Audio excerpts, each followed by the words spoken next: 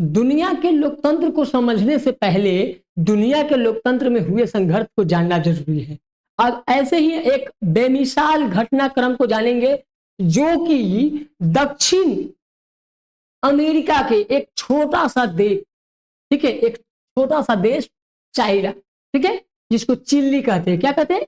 Chilli, जो कि दुनिया के लोकतंत्र के अंदर एक ऐसे महज खड़ा कर देता है जिस मासूम की कोई गलती नहीं, जो देश के लोकतंत्र में सरकार अच्छा करना चाहती है, दूध बतासा बंटवाती है, जनता को, मजदूर को फ्री जमीन देती है, उसी जनता उसी के साथ धोखेबाज करता है। और कैसे नौसेना वार करके, पलटवार करके, कैसे तख्ता पलट करके उस सरकार को गिराकर उसकी हत्या कर देता है और उसके ही परिवार के लोगों को जेल में धकेल कर, हजारों लोगों को जंजीर में धकेल देता है और जेल के सलाखों में सड़ाकर शासन करता है। और उसका नाम है अगस्तो। हम अगस्तो और ओसदे दोनों के फैमिली को विस्तार से जानेंगे कि कैसे आखिरकार ये शासन चली थी।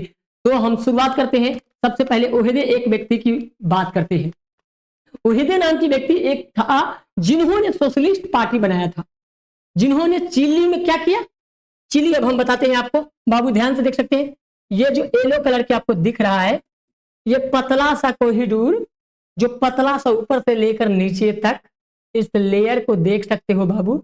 यही लेयर वो है जिसमें, ठीक है, वो चिली कंट्रीज आता है और वो कॉन्टिनेंट ऑफ द दक्षिण अमेरिका, साउथ अमेरिका के अंडर में आता है। और इसी के साथ वहां शासन में गड़बड़ी होती है। और ये जो है हम बात करेंगे 1970 की, ठीक है, उस टाइम में चुनाव होता है, राष्ट्रपति का चुनाव। किसका चुनाव बाबू? तो राष्ट्रपति का चुनाव। और ओहेदे के साथ बहुत धोखा होता है। वो धोखा कैसे होता है? तो 70 में जो है सोशलिस्ट पार्टी बना। कौन पार्टी बाबू? सोशलिस्ट पार्टी बना, ठीक है। और उसमें इलेक्शन हुआ और उसमें सिलेक्शन हुआ ओसदे का, ठीक है। औसदे बोलते हैं या औसदे, ओहेदे भी बोलते हैं उसको, ओहेदे, जिसको ओहेंदे भी कहा जाता है। ये राष्ट्रपति बने 70 में। जब 70 में राष्ट्रपति बने तो उन्होंने पॉपुलर यूनिटी नाम के गठबंधन बनाया। पॉपुलर यूनिटी, कौन बाबू? तो पॉपुलर यूनिटी, पॉपुलर यूनिटी नाम के गठबंधन बनाया। और उस गठबंधन के साथ धोखा हुआ। धोखा क्या हुआ कि उन्होंने राष्ट्रपति बनने के बाद सामाजिक सुधार करना चाहा, समाज को उच्च बनाना चाहा, उसके लिए दूध बंटवाया, मजदूरों को जमीन फ्री में दिलाया। और उसके साथ ना इंसाफी होते देर ना लगी, उसके साथ ना इंसाफी होते देर ना लगी, उस पे काला बादल मंडरा कर उसी को, ये पतला सा कॉन्टिनेंट में बसा एक कंट्री को धोखे से लोकतंत्र के नाम पर शोषण कर दिया। चलिए हम पूरी विस्तार से जानते हैं कि उस समय आर्थिक स्थिति कमजोर था। यहाँ की आर्थिक स्थिति पूरी की पूरी एकदम कमजोर हो गई थी। कोई नहीं था उसको सबक देने के लिए और आगे बढ़ाने के लिए। उस पे राष्ट्रपति, ठीक है, और विदेश मंत्री या विदेश कंपनियां उसमें के तांबा लूट रहे थे। प्राकृतिक संपदा और तांबा के लिए ये जाने जाते हैं, ठीक है, चिल्ली कंट्रीज। और इस चिल्ली कंट्रीज के बड़े बड़े कंपनियां, उद्योगपति लोग लूट रहे थे, चर्च के लोग भी लूट रहे थे, ठीक है।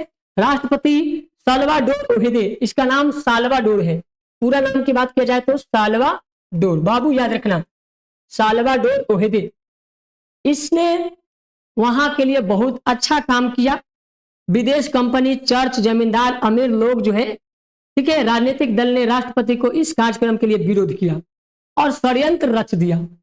जो अच्छा काम किया उसी के लिए षड्यंत्र रच करके 11 सितंबर 1973, 11 सितंबर 1973 के दिन, याद रखना बाबू, 73 के दिन जो है नौसेना के एक समूह, एयरफोर्स के समूह, जिस तरह अभी पाकिस्तान के हालत हो रहे हैं कि पाकिस्तान में इमरान खान जब गवर्नमेंट थे तो वो देश दुनिया, वो तो एक क्रिकेटर है इमरान खान, देश दुनिया में घूमा था, देखा था, सुना था, समझा था, एनालिसिस करने का और बिगेस्ट डिसीजन पावर जो है उनमें था। लेकिन उनको क्या किया, नौसेना ने उनको जेल में धकेल कर शासन सत्ता छीन लिया। ठीक है, सैनिक शासन चालू कर दिया और उस शासन ने जबरदस्त तरीका से पाकिस्तान को लूटा है और वहां के जनता को, वहां के लोगों को एकदम से बर्बाद कर दिया है और उसको जो बाहरी सपोर्ट मिल रहे थे उस सभी सपोर्ट को खत्म करवा दिया है। तो एक सरकार अगर खराब होती है तो पूरी नियति बदल जाती है। इसीलिए कहा जाता है कि अगर किसी देश में आगे बढ़ना है तो लोकतंत्र की रक्षा करना होगा। लेकिन इसी लोकतंत्र में देखा जाए कि दुनिया में लोकतंत्र है और दुनिया में लोकतंत्र को कैसे शोषित किया गया है, कैसे बर्बाद किया गया है, ये अर्जेंटीना के बगल की कंट्रीज से आप सीख सकते हैं। ये है अर्जेंटीना। याद रखना बाबू कि दक्षिण अमेरिका के अर्जेंटीना के बगल में या साइड में कौन सा देश है, तो वो है चिली देश।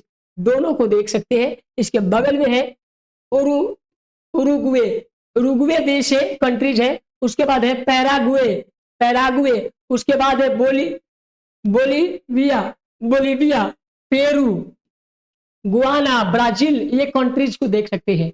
ये सब जो है ये दक्षिण अमेरिका कॉन्टिनेंट में आता है, महाद्वीप में आता है। ठीक है बाबू, चलिए। तो क्या हुआ कि चिली के प्रसिद्ध बंदरगाह पर, ठीक है, एयरपोर्ट पे, जहां जहां एयरपोर्ट था, एयरपोर्ट पे क्या किया, कब्जा कर लिया। एयरपोर्ट पे कब्जा कर लिया और कब्जा करके रक्षा मंत्री को सेना के लोगों ने गिरफ्तार कर लिया। रक्षा मंत्री ने डिफेंस मिनिस्टर को भी कब्जा कर लिया, गिरफ्तार कर लिया और कब्जा करके वो अपने अधीन कर लिया। ठीक है, अधीन करके सेना के अधिकारियों ने रेडियो के माध्यम से प्रचार किया, राष्ट्रपति के पद छोड़ने को कहा कि राष्ट्रपति जी लोकतंत्र में आप शोषण नहीं करिए और आप कुर्सी छोड़ दीजिए। लोकतंत्र में जो अच्छा काम करे उसी पे धोखा होता है। ठीक है, राष्ट्रपति ओएदे इस्तीफा देकर या बाहर जाने से इनकार किया कि मैं नहीं बाहर जाऊंगा। ठीक है, इसके पहले ही रेडियो पर अपना संदेश जारी कर दिया और जारी किया, मेरे मुल्क के मेहनत कश मजदूरों के लिए और उसका भविष्य बहुत ही अच्छा है, इस बात का मुझे पूरा भरोसा है।